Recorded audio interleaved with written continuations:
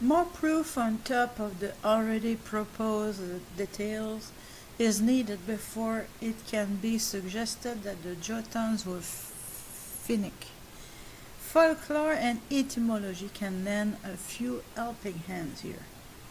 When this particular topic is scrutinized further, interesting cultural parallels and complete matches can be found in the folk tales of the Finnic peoples. For some reason, this has largely fallen into shadow and is scarcely considered a relevant detail even among etymologists who have attempted construing the origins and meaning of some of the names of the Jotun characters. Stories about giants as the ancestral inhabitants of Finnic lands are very common to the folklore of these peoples. Kalevala and Kalevipoeg, which are the national epics of Finland and Estonia respectively, talk mostly about heroes which are giants. The previous does not implicitly name the main characters as such, but Finnish folklore stamps anyhow the men originating from Kalevala, Kalevaznen as giants, Kalevanpojat, sons of Kaleva. Kalevala's composer Elias Lönnrot also edited at least 50% of the poetry collected and invented whole chunks of the epic himself. He may have thus intentionally left out the giant origin. Kalevipoeg, however, is entirely open about it. Three giant sons of, well, obviously a giant, leave some area of the present-day Finland. One of them, called Kalev, becomes a king of Estonia, and Father Soini, the giant hero who performs quite a few of the same deeds as are associated with Lemminkäinen and Väinämöinen in Kalevala. The two epics mentioned above are only a part of the giant folklore of the Finnic peoples, but serve as excellent reference material. Even if Lönnrot and Frederick Reinhold Kreutzwald, the author of Kalevipoeg, I have a hard time pronouncing those names, both edited the folk legends, the characters, their deeds, and nature still have derived from the pieces they collected from singers of Kalevalic poetry in the 19th century. Undoubtedly, the composers of the Norse sagas have also littered their works with their own quirks, omissions, and additions. One more interesting detail is that a considerable amount of these Finnic giant stories are in fact unknown in the Norse sagas. They may have been simply lost in the course of centuries, but overall this suggests that their origin indeed was a different culture, and particularly a Finnic one. As far as I'm aware, there is no Norse equivalent, for instance, for the Kullervo cycle famous in Finnic, Baltic, Kalevalaic poetry. Kullervo is a bestseller. Oh, sorry. No. Kullervo is a berserker type giant who jumps from calamity to disaster during his life and ends up slowly destroying everything dear to him.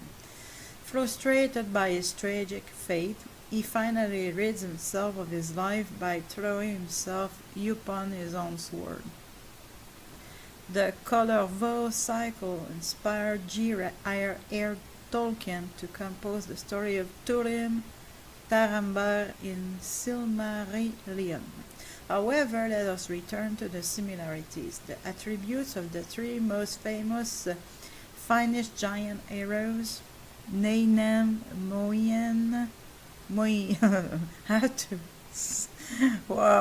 Väinämöinen, Lemminkäinen, and Ilmarinen, who are also brothers and sons of Kaleva in many contexts, have a considerable likeness to some of the most notable giant characters of the Norse sagas. Let us observe them with some details and see whether through them the Finnic-Jotun relation could be straightened. It also should be recalled that these characters, among others, were, as late as in the early 20th century folklore, seriously regarded as the forefathers of the Finns. Alright. Lemminkäinen is a hot-headed warrior and seducer famous for his extremely handsome looks. His original name seems to have been Kyo, flame, likely due to his red hair. Lemminkäinen as such translates approximately to one who lusts or one who makes love and evidently serves as a later acquired by name spawn by the fame of his ravenous trough snake. He is also a mighty sorcerer, as the following excerpt from Kalevala points out. Then the singer Lemminkäinen quick began his incantations, straightway sang the songs of witchcraft. From his fur robe darts the lightning, flames outshooting from his eyeballs. From the magic of his singing sang the very best of singers to the very worst of minstrels, filled their mouths with dust and ashes, peeled the rocks upon their shoulders, still the best of Lapland witches, still the sorcerers and wizards. Then he banished all their heroes to the whirlpool hot of flaming, to the water deck with sea foam, into fires and boiling waters, into everlasting torment. Then the hero Lemminkäinen sang the foemen with their broadswords, sang the heroes with their weapons, sang the eldest, sang the youngest, sang the middle-aged, enchanted. Only one he left his senses. Now remember the handsome Jotun wizard Logi from the earlier discussion. His name in Old Norse has exactly the same meaning as Yekyo. These two characters bear such similar traits that they can only be one and the same person. Lemminkäinen possesses also shape-shifting abilities, but this is probably due to the later time mixed with Loki, who would better correspond to the Finnish god of underworld Tuoni. The similarities and differences between Lemminkäinen, Logi, and Loki are, however, out of the scope of this discussion. Ilmarinen is the god of air and winds of the Finnic pantheon, and also the famous blacksmith who forged a magical mill, Sampo, and tamed Iron Wind. There was but bronze to make weapons from. It is not so easy to associate with a counterpart in Norse sagas as Lemminkäinen Logi, but the aforementioned fragment from the Orkneyinga saga gives a hint. Claire and Logi are the brothers of Kari, whose names means wind, and he, besides, rules over them. Kari is also a kenning for wind in Pulur. Moinem, Imarinen, and Lemminkainen are brothers, and Imarinen translates as fully of air, airy, windy. Hence, I and Carry have to be considered one and the same. Wainamoinen is the old sage and wizard, and he is oftentimes depicted as sailing around in a boat or otherwise associated with water. Some variations of the Finnic world creation myths describes him as having been born from the sea or having floating in the water when a duck lays an egg on his knee.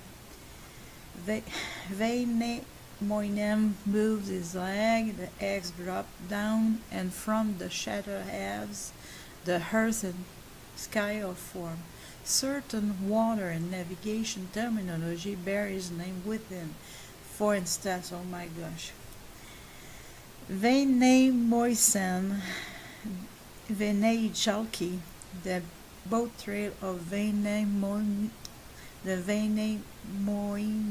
a calm patch of water amidst surfs, whilst his own epitaph, Osmoinen, Suvantolinen, always somehow contain the concept of water within.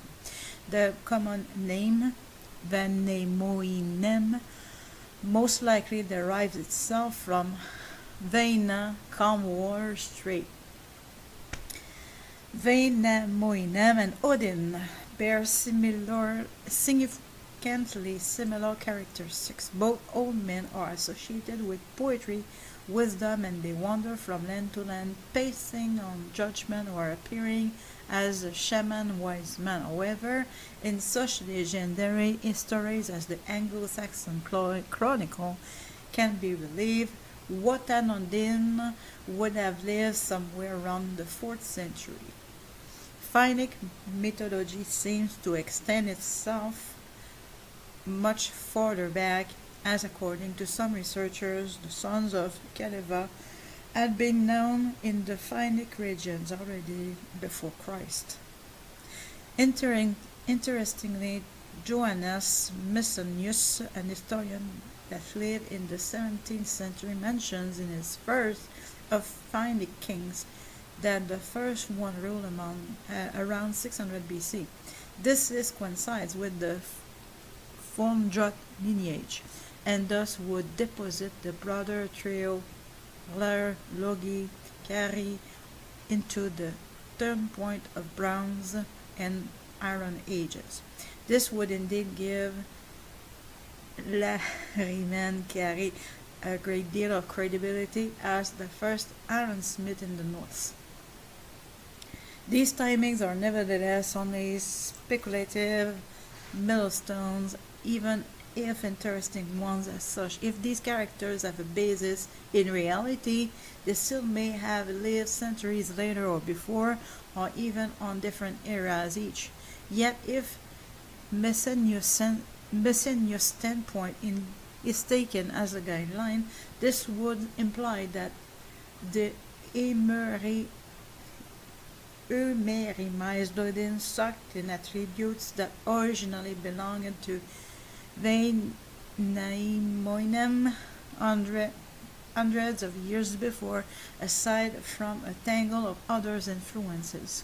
The whole sacrificial hanging from the world tree and getting pierced by a spear distinctly have been adopted in the wake of Christianism arrival in the northern Europe and have nothing to do with the original Odin.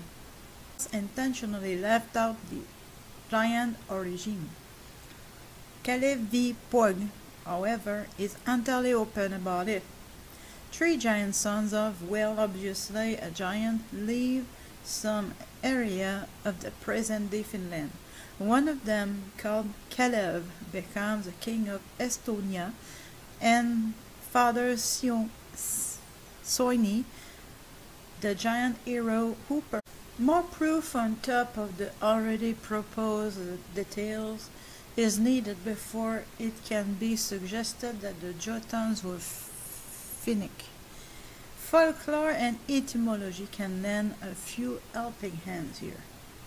When this particular topic is scrutinized further, interesting cultural parallels and complete matches can be found in the folk tales of the Finnic peoples.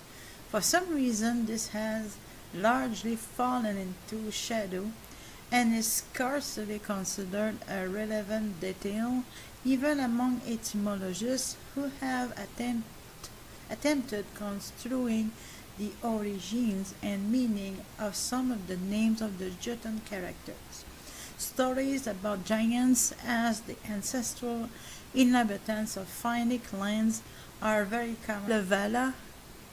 Kalevanpojat as giants. Kalevanpojat, sons of Kaleva.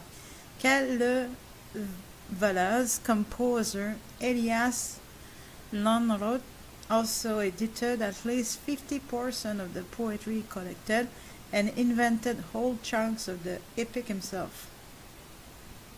He may have thus to the folklore of these peoples. Kalevala and Kaleviweg, which are the national epics of Finland and Estonia respectively, talk mostly about heroes which are giants. The previous does not implicitly name the main characters as such, but Finnish folklore stamps anyhow the men originating from